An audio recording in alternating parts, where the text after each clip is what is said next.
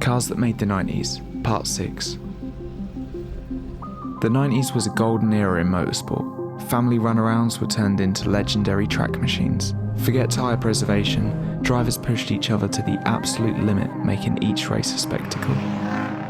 In the final instalment of our Cars That Made the 90s series, we chat to 5 enthusiasts keeping the legacy alive.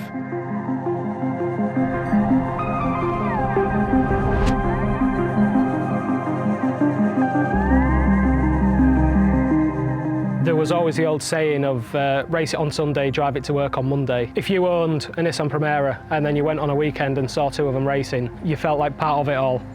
Touring cars was the one for me. We enjoyed watching that. They were our heroes of our childhood. That was the dream.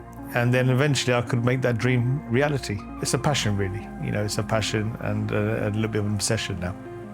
Cars of that era just had much more character and a little bit of aero design, and suddenly the wheels and the stance, and all of a sudden it's like, wow, this is actually, you know, really cool. People can relate, you know, and you can go and buy the car, and even now you can still go and buy the cars that were sort of iconic back in the day. Yeah, you haven't got to do much to these cars to feel like you actually own a race car. Touring cars were cars that we could recognise, right? An F1 car is something that's really a fantasy to most people. A touring car is something that you've seen on the road. When you buy, for example, like an E30 M3, you are buying a touring car, just in a slightly lesser form. I think if you've got a 90s saloon car, it needs to be full livery, full race car. You know, it's the best they ever looked. I wasn't around when all the 90s racing was going on. I've sort of been exposed to it 20, 30 years later by video and by sort of people rebuilding these cars 30 years later and bringing them back out and racing. Everyone who used to go watch it when they were a kid, they're all, you know, getting on 30, 40, 50 now, and they're just getting to relive their childhood again. Most modern stuff you see on the road now, you can't tell apart one car to the next. Just the noise, the smell, it proper turns your head, and that's just the magic of the 90s, really, isn't it? You're just constantly smiling. It's like, it just gives you that joy, and you know, you can feel the energy around you. You can feel that everybody's looking at you. Those 90s cars really encapsulate that. I don't think we'll ever go back to that.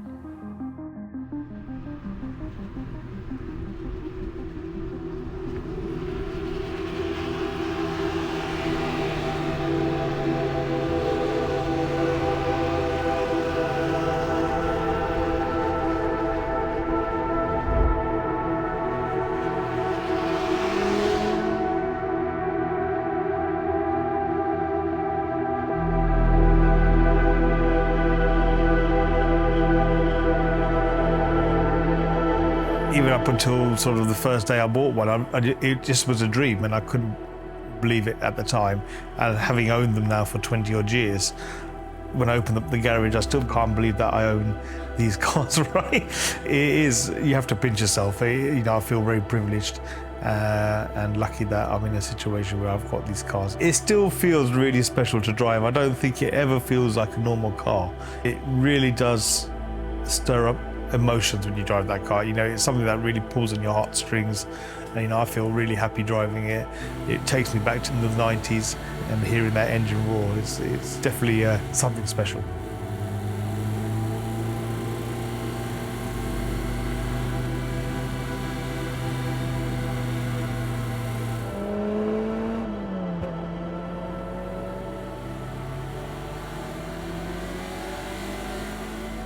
The Primera dominated most of '98 and definitely all of '99, mopping up races constantly. And even later in life, 2001, 2002, Swedish touring cars, all these Primeras were back out racing again, and they just dominated the field again. I think if you're going to spend the time and definitely the money into even get close to recreating it, you may as well go the whole way. You may as well make it as accurate as you can. I mean, we were months on end scouring through old 90s photos, blurry photos, pixelated photos, trying to measure up the right size of everything, just get them all perfect, and yeah, it's really paid off. I would probably own one of each if I could, to be honest. Like the Mondeo, love that car. The 406, like the green and gold one, again, because it's French. I don't know what it is about the French cars, but I love them. But the Primera in the white livery, those cars look amazing. Yeah, to name a few, they probably a few of my favourites. The engineering behind it, it hit the spot. You know, the cars weren't too overcomplicated. It was just the perfect amount of madness that made them so fast. There's something special about having a car that you loved as a boy. Yeah, I think that you're doing things that you grew up doing is really important for your soul. So if you danced as a child, or you did gymnastics, or whatever you was passionate about, it's something as an adult that you should do. So cars is a bit like that. So if you can maintain something that you loved as a child, it's good for your soul. We want to hear all about your love for cars on track. Did you have a favourite car, or was it all about the driver? Let us know in the comments below. Thanks to Jack and his Nissan Primera, Emil and his Renault Laguna, Duke with his E30 M3 Evo and everything else on the driveway, Lee with his Volvo 850 and his friend Stuart. We hope you enjoyed Cars That Made the 90s. If you want to watch more car content like this, don't forget to subscribe to Influx on YouTube. Let us know what else you want to see, and thanks for watching.